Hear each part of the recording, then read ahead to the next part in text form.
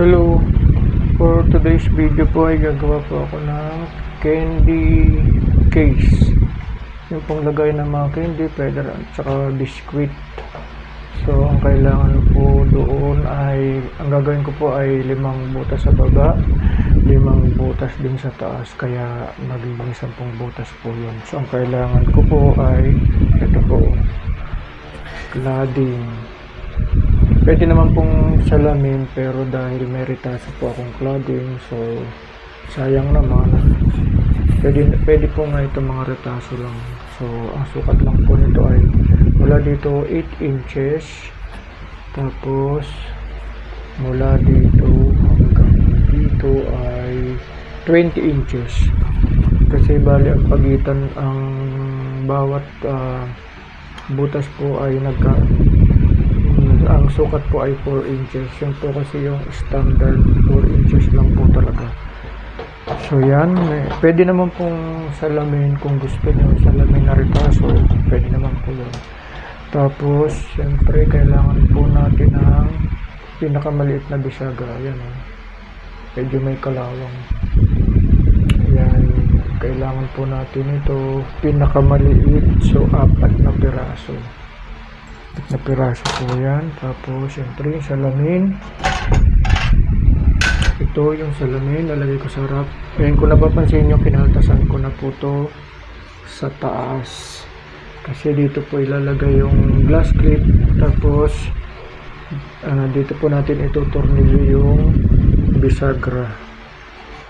Yan po yung mga gagamitin. Tapos syempre itong mga pang partition, pinutol ko na po, naka-ready na po lahat ito. Tapos itong nasa gilid, so yan, basta naka-ready na po lahat. Minusan nyo na lang po yung syempre maminusan nyo po yung width para magkasya. Tapos syempre kailangan po natin ng silicone clear po talaga ginagamit yan, kasi kitang kita naman pag brown o kaya white. So saka kailangan ko po ng pentel pen para sa markings, tsaka syempre yung scotch tape. Ito kailangan ko talaga scotch tape. So yan na po, let's go na po. Umpisa na po natin ang paggawa. So sana pa panoorin niyo po ang video para matutunan niyo po. Pwede po itong pagkakitaan niyo po, mga retaso lang po ito, pero malaking paginabang. So ito na po, umpisahan ko na po. Ito, nilatag ko na yung sahig. So ito po yung pinakaharapan. Ayan, ilalagay po natin ang nakaganyan. Sa dulo lang nyo po ilagay, dulo.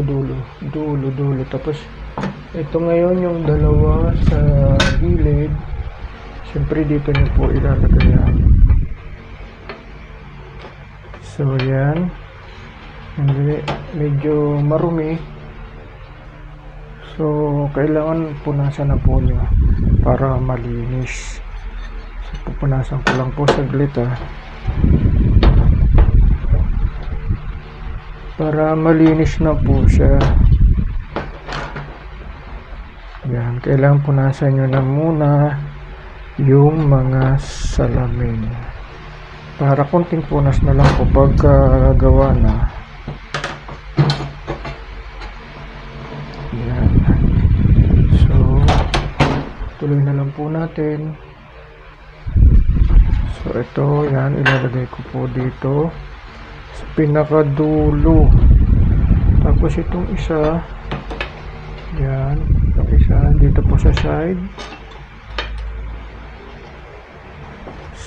So yan, kailangan lagyan nyo agad ng scotch tape. Kaya yung kaya ako may scotch tape, yan, nilalagyan ko po agad dito para hindi siya gagalaw-galaw.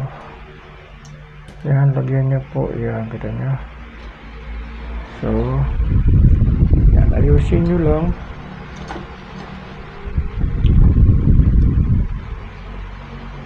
So lagyan ulit natin yung pinakailalim.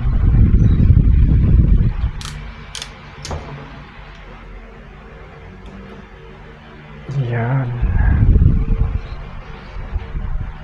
So yan.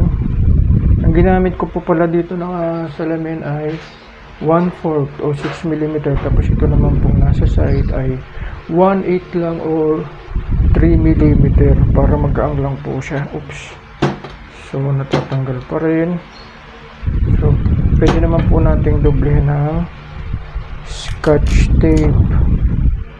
Doblehin lang po natin hanggang sa hindi na po siya gumalaw. Ayan, gumagalaw pa rin. Sige. So, doblehin lang po. Doblehin lang. Hindi pa rin. So, gumagalaw pa rin po talaga. Hindi lang siguro masyadong makapit.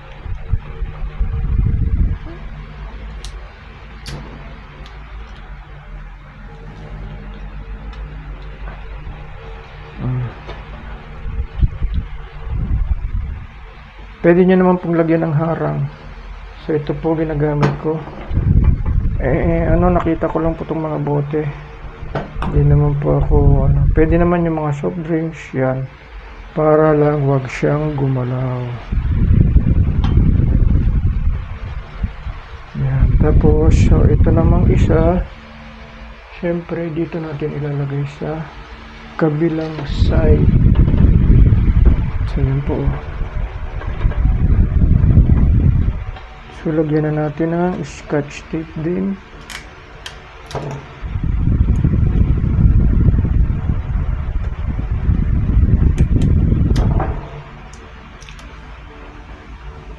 So, yan. So, yan na po. Ayusin ng konti. Siyempre, yung dito lalagyan na po natin. Naka-ready na po. Ito po yun. So, pinutol ko na rin. Yan, para dumikit na po siya. Yan, eksakto pare-parehas po ang height nito. 4 inches. So yan, lagyan nyo na po ng scotch tape para hindi na siya gumalaw. Hayaan muna natin yan.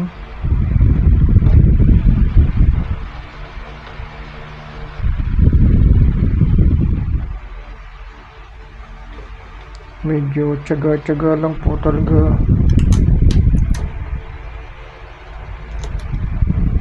Yan.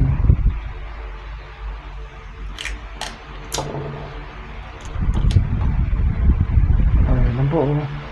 Ngayon, siyempre dito ayusin na natin. Yan. Binawasan ko na po pala to kaya eksakto na siya. Siyempre maminusan nyo po yung yung salamin dito. Lagyan ko na po. Mamaya ayos din naman yan. Ganyan lang po sa umpisa. Pag nilagyan nyo na po ng silicone, maayos na din. So yan, ayusin ko lang po kasi tabingi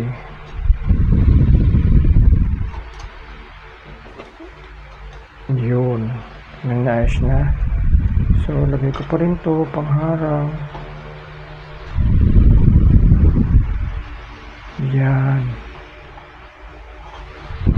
So ngayon yan, pwede nyo na po siyang i-silicone. Yan ito yung sa mga partition. Susukat ko lang yun, eksakto.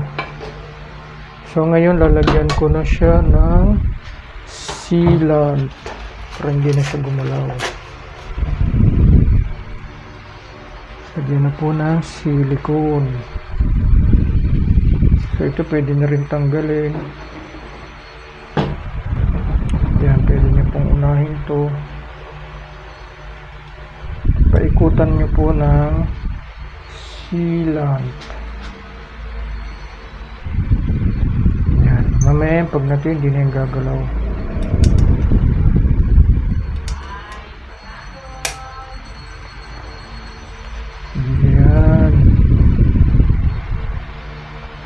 Malaking pakinabang rin po kasi ito sa tindahan. Sa mga nagtitinda, nilalagyan to ng sigarilyo, biskwit, syempre mga candy. Kaya nga tinawag po na candy case. Yan. So, isang side na lang.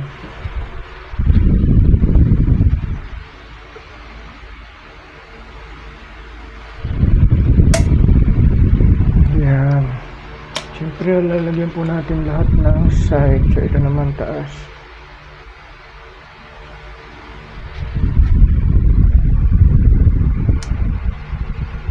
Yan.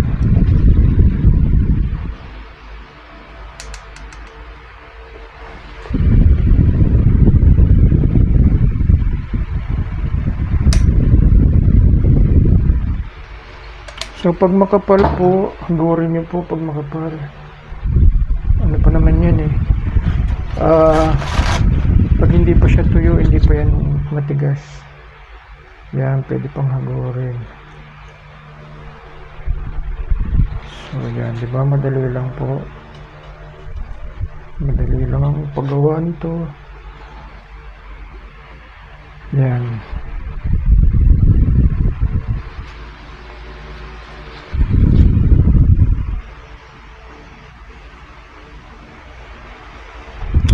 Lagi pa akong may papel kasi para hindi dumikit yung silang, si dumudumi. Yan, kaya pwede naman may mga scratch kayo, newspaper. So ayan, buo na po yan. So ganyan lang po yan kadali. Tingnan nyo, ang bilis, diba? Maya maya po ito ay tuyo na.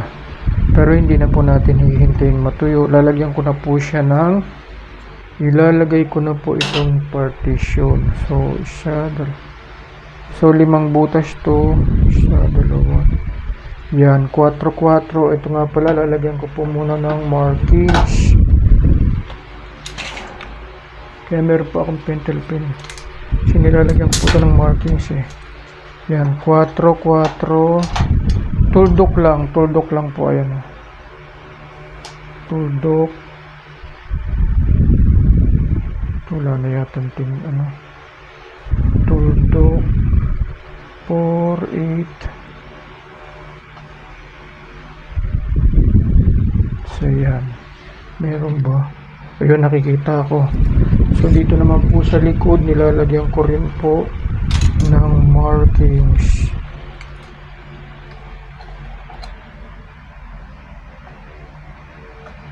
4, 8,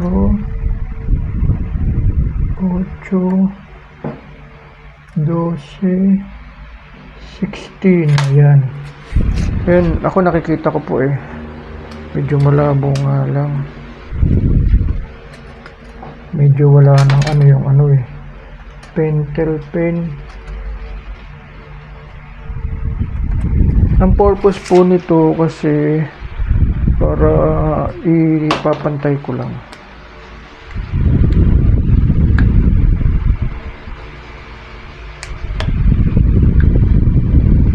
So ngayon ilalagay ko na po ang partition. Ito,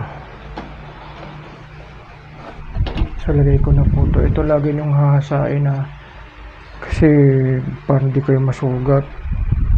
Hasain nyo yung pinakaibabaw. Gamitan nyo lang naman ang pwede ring lihaw, kaya yung panghasa ng itak yun medyo marumi. So ayan, kaya meron po akong mga ganitong bote ay gaganyan ko lang po yan. Pang ano lang po to, ayan. So itatapat ko siya sa buta, sa ano, sa markings yan, ganyan lang po. Ba may marka, so eksakto na po siya. Tapos yan, lagyan nyo agad ng silicone. Yan, lagyan nyo agad ng silicone. Diba, dali lang gumawa. Oh, hindi na. Oops! Yun lang mahirap eh pag nalalaglag, yun, hindi ko siya makuha. Saglit lang, kailangan ko ng dapat talaga iwas lang po kasi dudumi ho siya. Yun o, ay na matanggal. Okay lang, lilinisin ko na lang ulit. Kaya kailangan ho talaga hindi nalalaglag, so balik ko ang sa dati.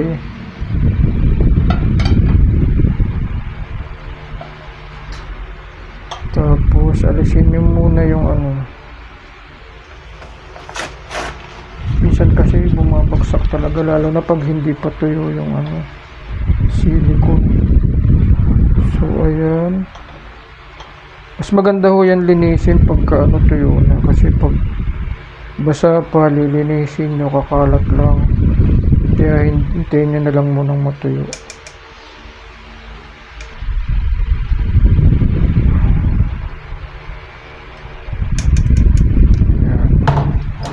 So hindi pa naman tuyo, pwede pang hagurin.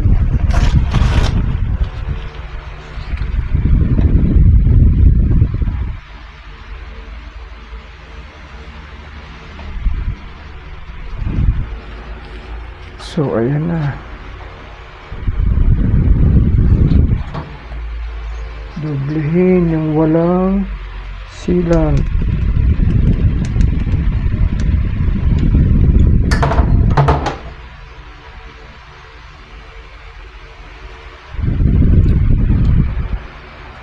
Yan. So, okay na po. Next, lalagay ko na po yung next isa pang partition. Yan. So, ito pa rin po. Gagamitin ko to. Yan. Kasi hindi na magkasya. Kailangan ilipat ko tong isa. Sa dito, ilipat. Yan, di na po yan. Pag natuyo yan,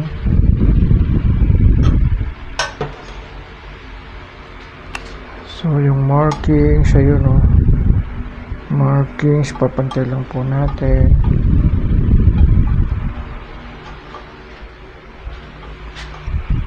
Yan, pantay na. So lagyan na po ng silicone ulit.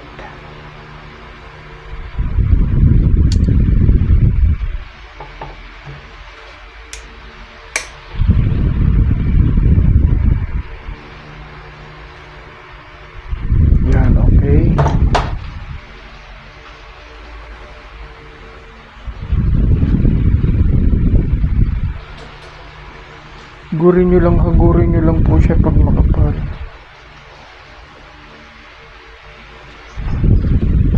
Yan, ngayon ililipat ko, ayan, hindi na siya, diba? Ililipat ko ulit sa loob. Yan. Next ay yung isa naman. So kinulang pala ako ng isa pa.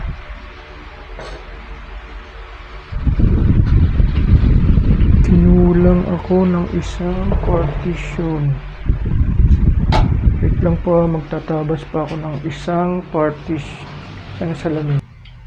So ito na po ulit, nakatabas na ako ng isa. Kinulang kasi ako ng isa pang.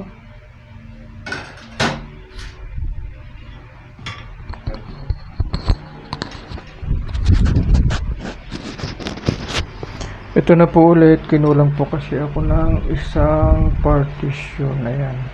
So nagtabas po ulit ako para tuloy-tuloy lang. So lalagyan ko na po ulit dito. Dito ko naman unahin sa kanan. Ayan. So yan, okay, pantay na po. Silicone.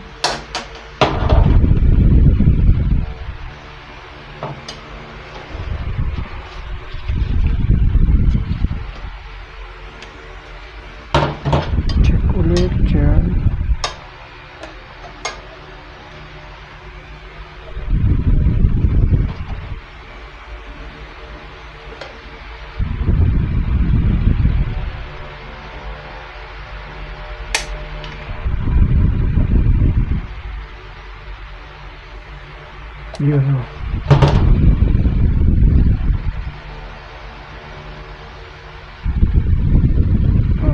Dali lang, di ba?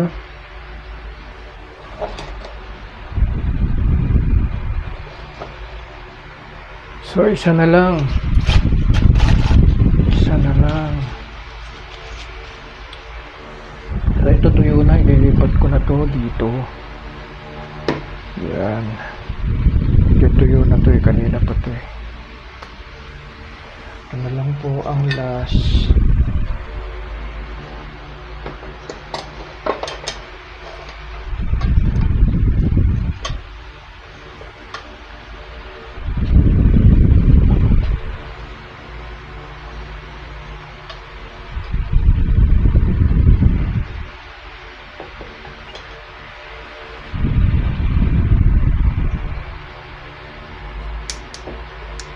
So, ayan na, diba? Dali.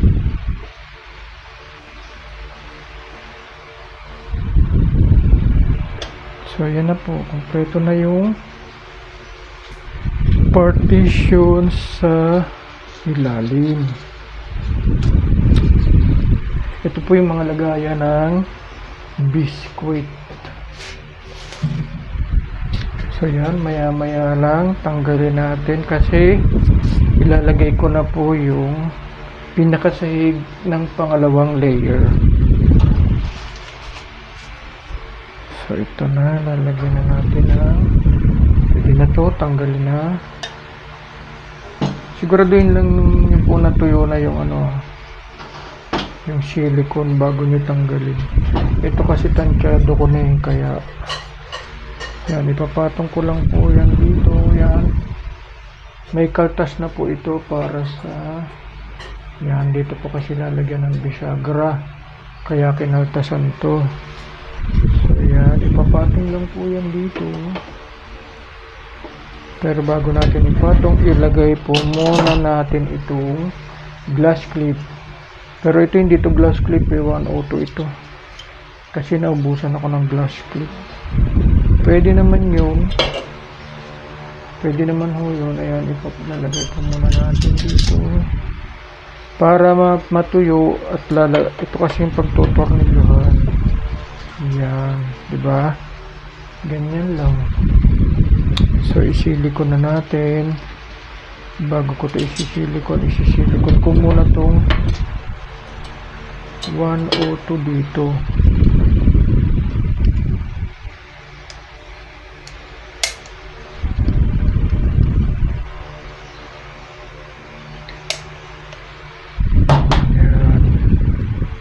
Lang po dito para makuberan din yung may kaltas. Yan, di ba nakuberan, nawala na yung may kaltas oh. Nawala na. Ayan, pero masisilip nyo naman yun. So ngayon ay medyo dumumi. Kailangan punasan. So ngayon ay isisili ko na po natin. Ayan, di ba pantay na siya. Yan. So isisilikon ko na po ito para matuyo. Dito na lang. Hindi na ho yan matatanggal.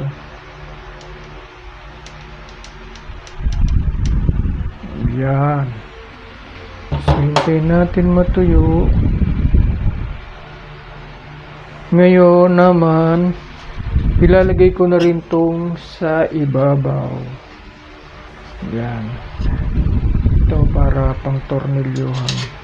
O, yan. Diba? Dali. Ganyan lang po yan. Lagyan nyo na ulit ng silicone. Yan. So, ayan. Ganyan lang po kadali. Pero, yan. O, diba? Ang ganda. Lapit natin ang camera para nakikita. Ayan. O. Yan na po. So, ang kulang na lang nito ay dito naman sa taas. Kaso hindi po muna natin yun magagawa sa ngayon kasi kailangan matuyo po ito dahil lalagay po natin dito yung bisagra. So susunod na po yun na video, tsaka kailangan matuyo rin to eh. So pinakita ko lang po yung umpisa. Ito ay part 1. So sa part 2 ay tatapusin ko po ito. So sana po panoorin nyo yung part 2 para makita nyo kung paano paggawa ng candy case. Diba? Ang ganda ng candy case. Ilang butas? 1, 2, 3, 4, 5. Limang butas. So tapos dito 5 butas pa rin. So 10. So maibibenta nyo na po kapag marunong po kayong gumawa o kaya may tindahan kayo, pwede nyo na po itong gamitin. So ayan, ang ganda dito ba. So hanggang dito na lang po muna. Kung nagustuhan nyo po ang video ay paki-likes naman at subscribe. Huwag nyo pong kalimutan mag-subscribe at sana po click nyo rin po yung notification bell para lagi kayong updated sa mga bago kong videos na i-upload. So maraming salamat po sa panonood. Bye bye.